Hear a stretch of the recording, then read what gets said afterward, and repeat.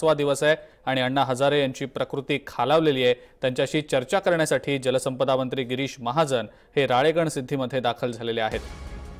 महाजन यांची अण्णांशी सध्या चर्चा सुरू आहे। अण्णांच्या उपोषणाचा आजचा पाचवा दिवस आहे आणि त्यांची प्रकृती सध्या खालावलेली आहे, त्यामुळे डॉक्टरांच्या देखरेखीखाली सध्या त्यांचं उपोषण सुरू आहे। पाचवा दिवस उपोषणाचा, मात्र त्यांनी उपोषण आता मागे घ्यावं यासाठी गिरीश महाजन राळेगण सिद्धीमध्ये दाखल झालेत। अण्णांशी चर्चा सध्या त्यांची सुरू आहे। अण्णांच्या उपोषणाचा आजचा पाचवा दिवस आहे आणि त्यांची प्रकृती देखील खालावलेली आहे। त्यांचं वजन देखील सातत्याने घटतंय। राळेगण सिद्धीमध्ये सध्या गिरीश महाजन दाखल झालेले आहेत। अण्णांशी त्यांची चर्चा सुरू आहे। अण्णांची मनधरणी करण्यासाठी ते राळेगण सिद्धीमध्ये पोहोचलेले आहेत। ब्रेकिंग बातमी आताची आपण पाहतोय।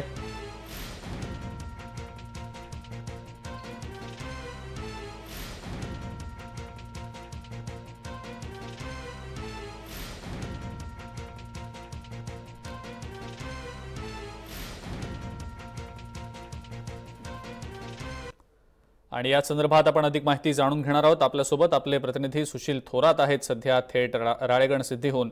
सुशील, अण्णांची आता सध्या चर्चा सुरू आहे गिरीश महाजन यांच्या सोबत, आणि काय नेमकी याबद्दल आता माहिती मिळते, सविस्तर त्याबद्दल काय सांगता येईल?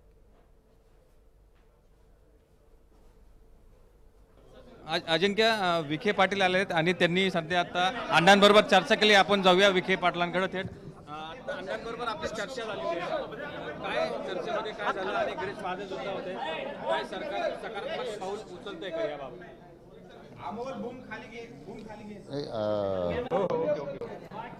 आदरणीय अण्णासाहेब हजारेंना मी त्यांना भेटलो।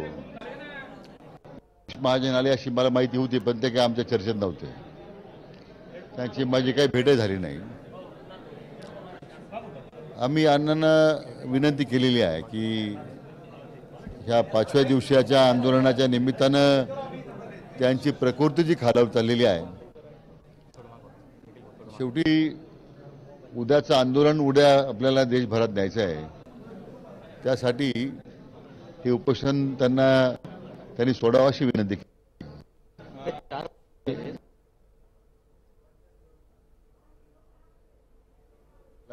पाठिंबा सुद्धा मी त्यानिमित्तानं आज त्यांना दिलेला आहे। 5 दिवस झाले आंदोलन सुरू आहे, मात्र सरकारचा एकही मंत्री फिरकला नाही। अक्षरशः आता शेवट म्हणजे पाचव्या दिवशी गिरीश महाजन आले, काय सांगा? सरकार दुर्लक्ष करत नाही, असं की सरकार कोणत्याच विषयात गंभीर नाही आहे।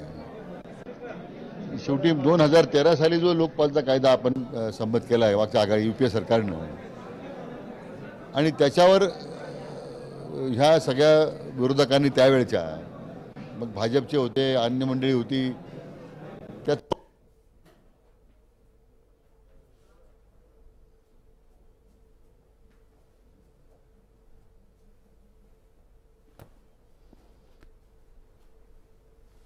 विधानसभेचे विरोधी पक्षनेते राधाकृष्ण विखे पाटील सध्या अण्णांची भेट घेऊन बाहेर आलेले आहेत। अधिक ढील देण्याचा प्रयत्न केला।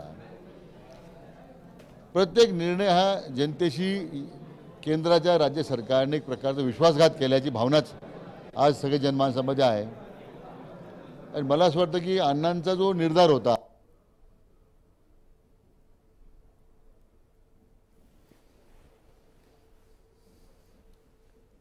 अण्णांच्या उपोषणाचा आजचा पाचवा दिवस आहे आणि त्यांना भेटण्यासाठी म्हणून राधाकृष्ण विखे पाटील या ठिकाणी आलेले होते आणि नुकतेच ते त्यांची भेट घेऊन बाहेर आलेले आहेत। माध्यमांना माहिती देत आहेत या दोघांच्या भेटीमध्ये नेमकी काय चर्चा झाली त्याबद्दल। गिरीश महाजन देखील राळेगण सिद्धीमध्ये दाखल झालेले होते।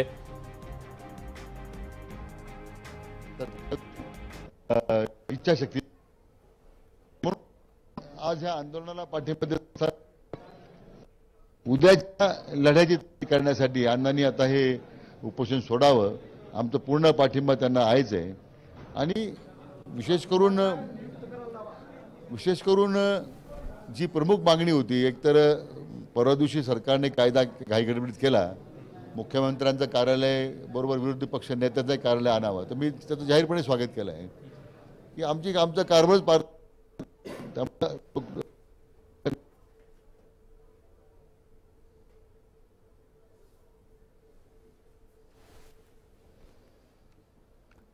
तर आपण पाहिलं आता गिरीश महाजन यांची चर्चा झाली अण्णांबरोबर, त्यानंतर आता राधाकृष्ण विखे पाटलांची देखील चर्चा झाली अण्णांबरोबर।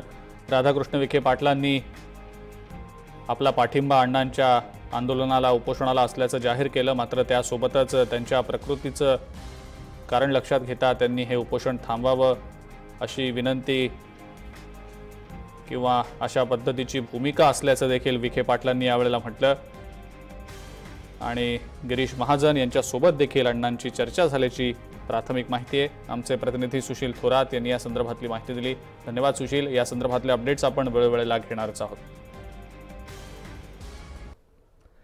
ज्येष्ठ समाजसेवक अण्णा हजारे यांच्या आंदोलनाला शिवसेनेनंही पाठिंबा दिलेला आहे। अण्णांनी केलेल्या लोकायुक्त नियुक्ती आणि इतर मागण्या योग्य असून सरकारनं अण्णांच्या जीवाशी खेळू नये अशी प्रतिक्रिया उद्धव ठाकरे यांनी दिलेली आहे। उद्धव ठाकरे नेमकं काय म्हणाले पाहूया।